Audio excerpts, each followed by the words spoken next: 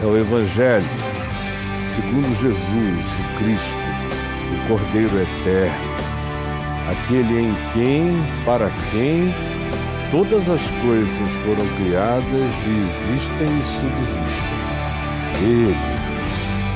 Ele é. Hoje, no Evangelho de João, no capítulo 4, que nos narra a história de uma ida de Jesus até a cidade de Siquém, na Samaria. Hoje é chamada de Cisjordânia, e o lugar especificamente é onde está a maior densidade oficial da população e da representação palestina no mundo inteiro. É ali, naquela área, que não é tão distante de Jerusalém. De carro, nas highways de hoje, você faz com uma certa rapidez, talvez uns 40 minutos, incluindo o trânsito, você já esteja lá, passando a fronteira. E aquele era um lugar de conflito, sempre foi, depois do século sétimo, oitavo, depois de Cristo, antes de Cristo, quando o reino do norte de Israel foi levado para cativeiro, no Judá, o reino sul, Jerusalém, que já estavam separados do reino norte, não foram. Iriam depois, com Nabucodonosor. Mas agora, muito tempo antes, os do reino norte foram levados em cativeiro. E no cativeiro se misturaram, se miscigenaram de todos os modos. E como já havia ruptura histórica na descendência de Davi, quando houve na sucessão de Salomão todo tipo de conflito e acabou na divisão do reino para o norte e para o sul, a inimizade que tinha caracterizado, a disputa que tinha impregnado aquele chão era a da divisão entre o norte, com boa parte do tempo com a capital na região de Samaria, e o sul, cuja capital era em Jerusalém. Esse era o conflito já histórico antigo. Depois, ambos os grupos voltaram dos seus cativeiros, mas nunca mais se deram. E à medida em que em Jerusalém crescia o supremacismo, crescia a superioridade religiosa, crescia o orgulho da ortodoxia, do puritanismo, da invenção de leis e mais leis, costumes e mais costumes, todos supostamente criados para agradar a Deus e provar a submissão do homem, de modo que nunca era o bastante. Então, nessa época, os judeus olhavam para os samaritanos e diziam: ali está um povo de segunda categoria, que dizem que adoram a Deus, o nosso Deus, mas de fato eles não têm nem direito de fazer isso, porque são seres heréticos, são, do ponto de vista genético, um povo miscigenado, se tornaram para nós mais estranhos do que antes.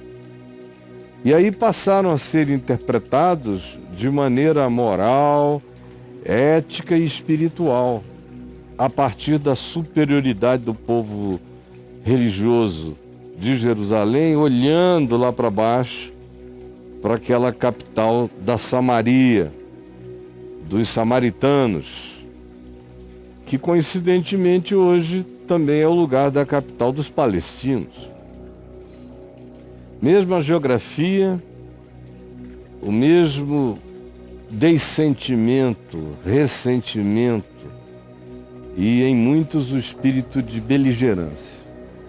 Então o texto diz que naqueles dias, por aquelas razões, não se usava o caminho de Samaria.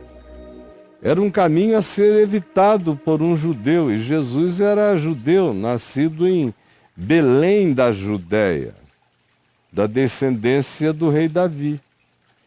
Não convinha atravessar um território tão minado, tão conflituado, tão difícil, criado na expansão da sua dificuldade, não pelos samaritanos perseguindo aos judeus, mas sim pelos judeus, perseguindo ou menosprezando, ou banindo ou exilando os samaritanos.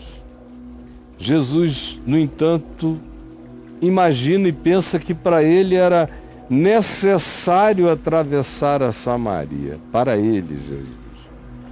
Porque ele não pensa com as categorias políticas, ideológicas, religiosas, ressentidas, nem supremacistas, nem dos inferiores revoltados.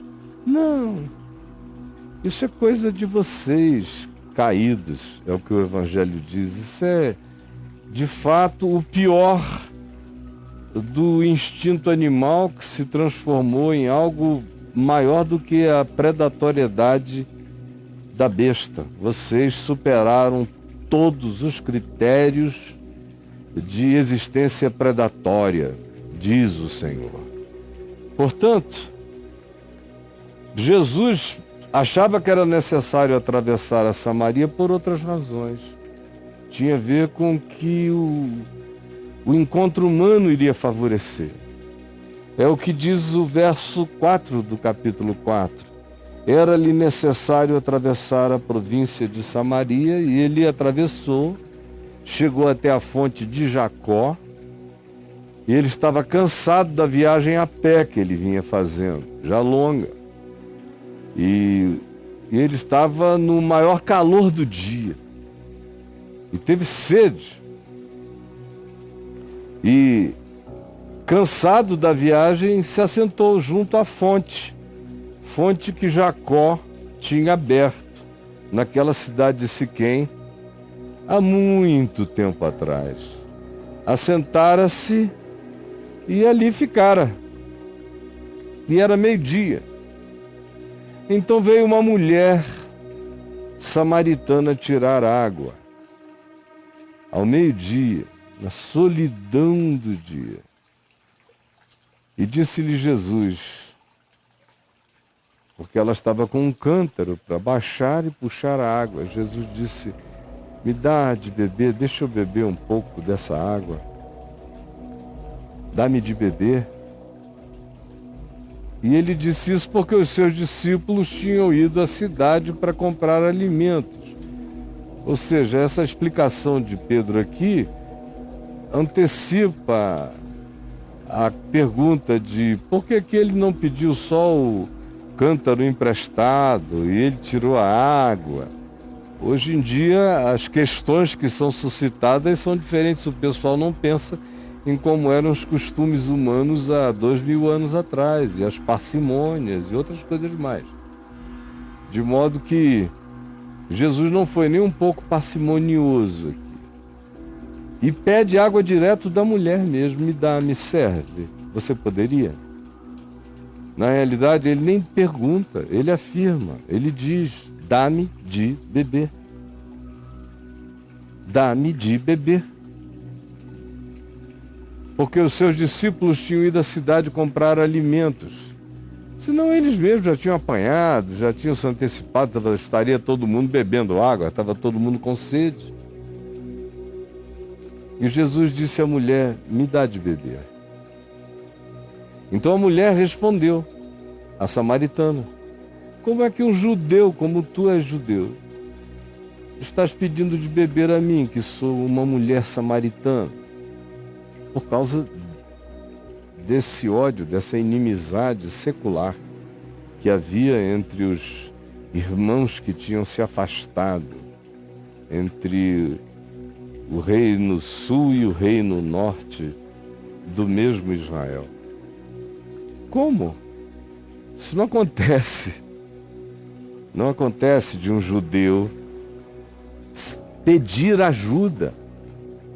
Porque conquanto ele tivesse dito dá-me de beber, o dá-me de beber expressava uma necessidade, sede, carência, ajuda. Como? Ela achou muito estranho que aquele judeu estivesse falando com ela, que era uma mulher samaritana, e pedindo água, pedindo vida, pedindo ajuda, pedindo o socorro dela para com ele naquele momento imediato. Ele não ia morrer de sede, mas naquele momento ela era a salvadora da necessidade dele. E a mulher fica em estado de perplexidade. Então Jesus responde: não fica evocando essas loucuras da história, dos seres machucados e ressentidos pelo seu próprio orgulho e vaidade. Não, porque se tu conhecesses mesmo o dom de Deus, a graça de Deus, e o que está acontecendo agora, enquanto eu te peço de beber, se tu soubesses o que está em processo, e quem é esse que está diante de ti, que é muito mais do que um judeu, muito mais. Se tu soubesses quem é esse que te pede socorro, como o anjo que não conseguiu vencer Jacó, se tu soubesses quem é esse que fala contigo e te pede a ajuda da água e que te diz dá-me de beber, tu lhe pedirias a esse que te solicita e ele te daria da água viva, da fonte de Guion, aquela água de esguichos. Fonte dos esguichos. Essa foi a resposta de Jesus. E ela então replicou e disse: Senhor, tu não tens cântaro e o poço é fundo. Onde é que está guardada essa tua água viva? Onde é que tu tens ela? Do lado de fora do espaço-tempo é que não é. Tu estás falando de que dimensão e de que água viva? De que esguicho, de que fonte viva de Guion, que brota? Afirmou-lhe Jesus: quem beber desta água, desse poço de Jacó, tratado de maneira religiosa, sagrada, quem beber dessa água vai voltar todo dia para beber mais, porque voltará a ter sede. Voltará a ter sede. Aquele, porém, que beber da água que eu lhe der, nunca mais terá sede. Para sempre. Nunca mais terá sede. Para sempre. Pelo contrário. Aí ele vem com a imagem do templo de Ezequiel 47, aquele templo que esguicha as águas da vida do altar, águas que curam tudo pelo caminho.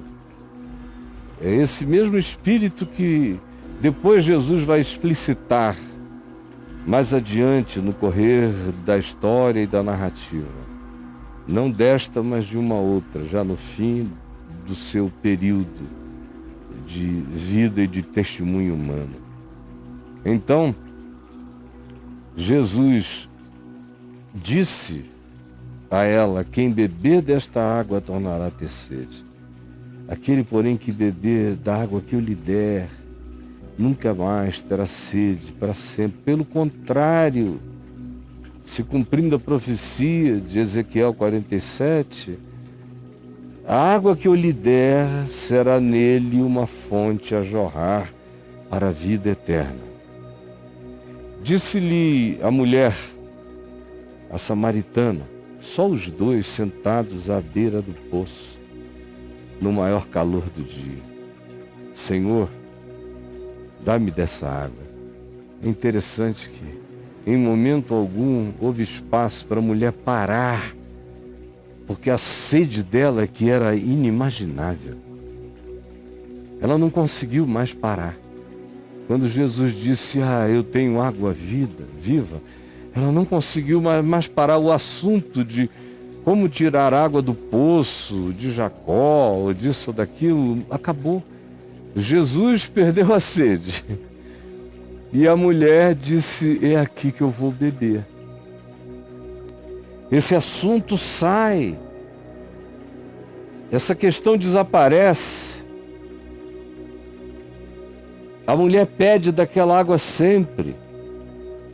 Vira para Jesus e diz, Senhor, dá-me da tua água, dessa água, para que eu não tenha mais sede, nem precise vir aqui buscá-la. Ela ainda está misturando um elemento de natureza subjetiva que ela já intuiu que existe no que Jesus está dizendo. Ao mesmo tempo, como toda mente humana, ela gostaria que aquela satisfação e aquela completude de natureza interior se estendesse também com uma supressão das necessidades, uma diminuição das necessidades na vida exterior, na vida cotidiana. Quase todo mundo já chega com esse pacotão fechado, conforme a perspectiva das religiões da terra, onde a prosperidade de Deus só é vista como prosperidade material, diferente do que o Evangelho ensina. Senhor, dá-me sempre dessa água, para que eu não precise mais, para que eu não tenha mais sede. É a primeira coisa. Segundo, e para que eu não precise vir aqui buscá-la, para que esse trabalho, esse esforço se diminua na minha vida. Mas ela não sabia que, ao assim dizer, era isso mesmo que Jesus iria fazer. Não como diminuição do trabalho, de precisar beber água todo dia. Isso faz parte da natureza da natureza. Água é vida. E Jesus é a água da vida. Mas o que aconteceria é que qualquer que fosse a outra sede que ela tivesse necessidade de suprir, uma vez bebendo daquela água essencial que Jesus tinha para oferecer, as outras sedes se despotencializariam. Porque na maior parte das vezes as nossas sedes de emoção, sedes de sentimento, sede de afeição, sede de toque, sede de ternura, sede de prazer, sede de sucesso. Nossas muitas sedes são exacerbadas, são aumentadas, são exageradas, ficam imensas, porque nós nunca tivemos a sede essencial, a sede de Deus, a sede do sentido da vida, satisfeita e atendida. E quem não bebeu dessa água essencial, exacerba todas as muitas outras sedes que possui. Sempre foi, sempre será assim. Você pode psicologizar do jeito que quiser, mas o resultado é esse. Senhor, dá-me dessa água, para que eu não mais tenha sede e possa quebrar esse ciclo angustioso da procura do não basta. Por favor, me socorre. Me dá. Jesus tinha dito, dá-me de beber. Ela faz um pedido, me dá da tua água. Então Jesus lhe respondeu, vai, chama teu marido e vem cá. Chama teu marido. Eu vou dar para vocês dois. Aí então a mulher, ao ouvir aquilo, disse, eu não tenho marido. Então Jesus olhou para ela e lhe respondeu, é verdade, o que tu disseste sobre tu não teres um marido. Porque, na verdade, 5 maridos oficiais tu já tiveste. E esse agora com quem tu estás, tu não estás ainda casada com ele, mas tu vives com ele. Tu não tens nenhuma legalização com ele como tu tiveste com os demais, mas é com ele que tu vives e tu estás. Portanto, vai, chama o teu marido e vem cá. Senhor, disse-lhe a mulher, eu vejo que tu és um profeta. Tu vês as coisas. Tu vês. Tu estás me enxergando toda. Eu estou chocada. Me responde uma coisa. E é aqui que a gente chega no centro desse diálogo. A maioria o posiciona lá no poço, no pedido de água e no discurso, no diálogo sobre a metáfora da água, que, é claro, ocupa uma dimensão de natureza essencial. Mas a grande proposta de libertação vem agora, porque lembre, a pergunta, o pedido da mulher é para que eu não mais tenha sede. Para que eu não mais tenha sede, Jesus disse, vem cá, eu vou ensinar a ti e ao teu marido o sentido do viver. Aí a mulher também tinha dito, e também para que eu não precise mais vir aqui, no poço de Jacó, beber água, no poço sagrado da religião, beber água. Me diz agora, chegando aqui a esse lugar da repetição e da recorrência. Nossos pais adoravam neste monte Gerizim que está aqui. Vocês, judeus, dizem, no entanto, que Jerusalém é o único lugar onde se deve adorar a Deus. Como é isso? É lá ou é aqui? E Jesus, então, destruindo todas as fontes rotas, todos os poços e poços de Jacó, ou todos os tanques de Siloé, ou todos os poços do sagrado e da religião, para os quais a gente precisa voltar todo dia, diz agora a ela, mulher, podes crer-me, me creia por favor, que a hora vem, quando nem neste monte Gerizim, onde Josué erigiu seus altares, onde houve histórias memoráveis, cujas marcas arqueológicas estão lá até hoje, nem aqui neste monte Gerizim de Jesus, nem em Jerusalém adorareis o meu Pai. Não. E vocês aqui estão falando a respeito do que nem sabem, do que nem conhecem.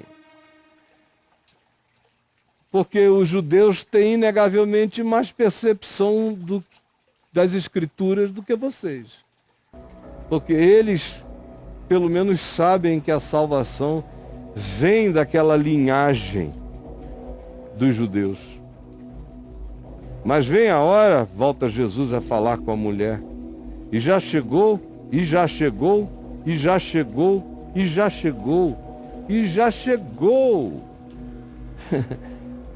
Ele disse, desde que eu entrei no mundo, essa era foi inaugurada, essa hora vem e já chegou, olha eu aqui.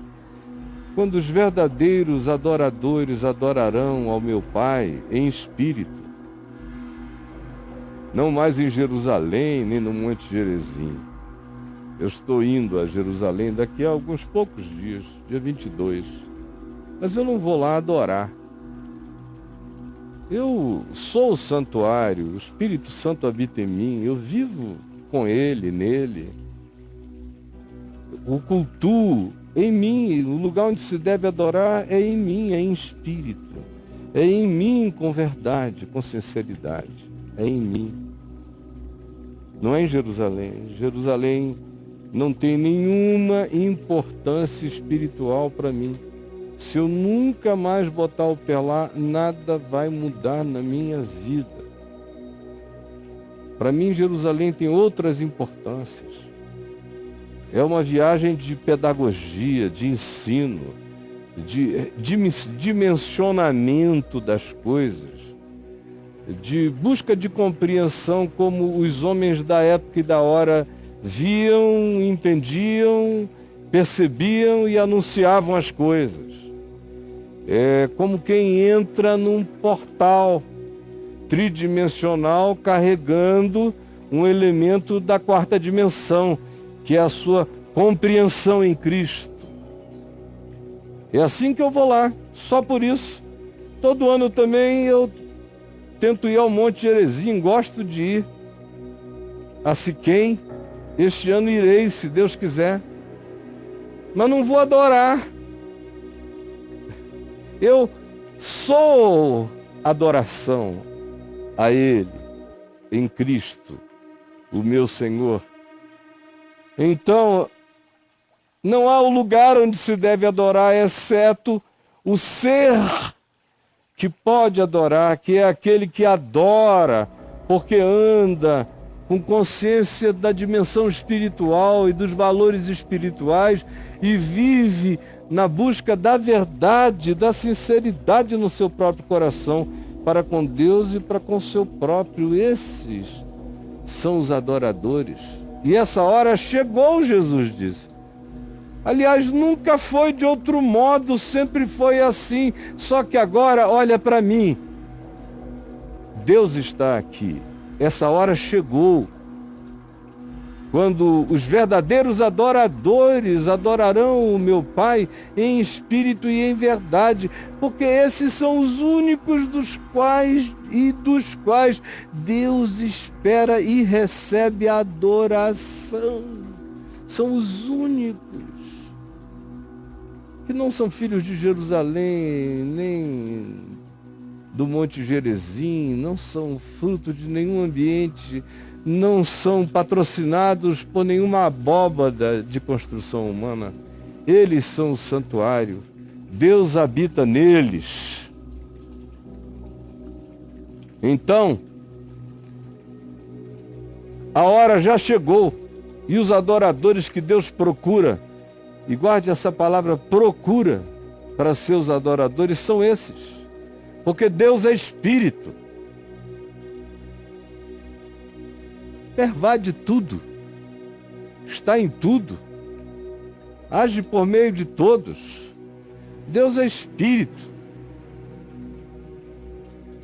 porque Deus é espírito, e importa que os seus adoradores o adorem em espírito, na consciência contínua da fé, sabendo que eles existem em Deus, que eles são um flagrante permanente, que eles comem, bebem, respiram, vivem, existem em Deus. Deus procura essas consciências, que vivem com essa verdade, que traduzem essa percepção num modo de viver, de olhar, de tratar, de interpretar e de ser. Eu sei, respondeu a mulher. A mulher disse a ele, eu sei que há de vir o Cristo, há de vir esse que é Deus com os homens, que é a revelação, que é a palavra última de Deus para a vida. Eu sei que quando Ele vier, Ele nos anunciará todas as coisas necessárias à vida virão dEle, Ele vai ser a chave hermenêutica, ele vai ser aquele que vai nos revelar todos os tesouros da sabedoria e do conhecimento acerca de Deus e da vida. Eu sei, isso eu sei que vai acontecer, que ele virá. Então, Jesus, ouvindo isso, falou para ela, disse-lhe Jesus, a expressão disse-lhe Jesus soa como uma interrupção feliz, alegre, exultante. Ela tinha chegado à fonte de água viva. Dá-me de beber. Jesus já levou suavemente a dimensão do Espírito, da verdade, da sinceridade e da comunhão que qualquer um pode ter com o Pai em qualquer lugar. Disse-lhe Jesus, quando ela falou isso, eu sou. Olha só o que a mulher disse. A mulher disse a Jesus, eu sei que há de vir o Cristo, o Messias, a revelação última e definitiva de Deus com os homens. E sei que quando ele vier, ele nos ensinará todas as coisas. O sentido absoluto nos será dado por ele. Disse-lhe Jesus, sou eu. Eu nunca vi pressa maior. Disse-lhe Jesus, eu o sou. Que de fato é a expressão de Deus a Moisés. Quando me perguntarem quem me enviou, quem eu direi que me enviou? E Deus disse, eu sou o que sou, te enviou. Eu sou. Jesus disse, eu sou. Eu que falo contigo. Você está vendo? Olhe bem nos meus olhos. Olha como o poço é infinito e como a água borbulha para a vida eterna. Eu sou eu que falo contigo. Neste ponto chegaram os seus discípulos e se admiraram que estivesse falando com uma mulher por causa da hora, do lugar, da longitude do lugar, da solitude do ambiente, e por ser ele um homem, por ser ela apenas uma mulher. Os discípulos ficaram escandalizados. Ele não era um homem alquebrado, era um jovem forte, macho judeu, conversando com uma mulher. As mulheres de Samaria até hoje são mulheres mais bonitas do que a linha da normalidade. Isso eu posso te garantir. Outro dia eu subi lá e com um grupo de pessoas e não houve ninguém que não ficasse estupefato com a beleza das mulheres samaritanas. Especialmente porque era um dia de festa. Estavam todas aparatadas. O fato é que os discípulos de Jesus, há 2000 anos, quando chegaram com a comida, se admiraram de que ele estivesse falando com uma mulher. E ainda de Samaria, e sabe lá mais o que eles estavam pensando. Meu Deus, e que mulher! Todavia, nenhum lhe disse uma palavra. Ninguém teve coragem de perguntar a ele, por que perguntas a ela? Ou por que falas com ela? Ninguém. Todo mundo calou, se admiraram e calaram. Quanto à mulher, vocês vejam, antes disso, o nível de intimidade, como esse é um lugar de intimidade, como é em espírito e em verdade, como não é nem no Monte Gerizim, nem em Jerusalém, como não é no ambiente público, como não é em nenhum confinamento de indicação religiosa ou de qualquer outra natureza, é íntimo, assim como eles dois estavam em intimidade, em solitude. É assim, em espírito e em verdade, olho no olho, você e Deus, e Ele vive em ti, e essa adoração é adoração de intimidade. Quanto à mulher, assim que chegaram os discípulos, ela deixou o seu cântaro lá mesmo, abandonou, falou, isso aqui Já era, isso é outro departamento, a gente pega mesmo água, paga a água da companhia, faz isso, mas a minha sede eu já sei. Eu já sei o significado dela, de onde ela procede, o que ela busca e sei o que a satisfaz. Agora eu já sei. E a mulher então foi até a cidade e disse aos homens da cidade, que a conheciam todos muito bem: venham comigo e conheçam um homem que me disse tudo quanto eu tenho feito. Aquele monte de homem correu junto, né? Porque muitas das coisas que ela tinha feito, ela fez com os homens da cidade. Por isso ela volta também aos homens da cidade, porque a relação dela era muito mais com homens do que com mulheres. E ela disse aos homens da cidade: venham comigo conhecer um homem que me contou toda a minha vida. Meu Deus, isso era como narrar a história dos homens de Sodoma, de Siquém, de Samaria. Aí a curiosidade foi imediata. Saíram eles da cidade e vieram ter com Jesus. Foram correndo até lá, à beira do poço. Enquanto isso, Jesus falou com os seus discípulos: olha só como a sede do mundo está grande, como as pessoas querem. A gente precisa de obreiros. Vamos pedir ao Pai que mande mais pessoas para repetirem a história da fonte d'água viva para o mundo inteiro.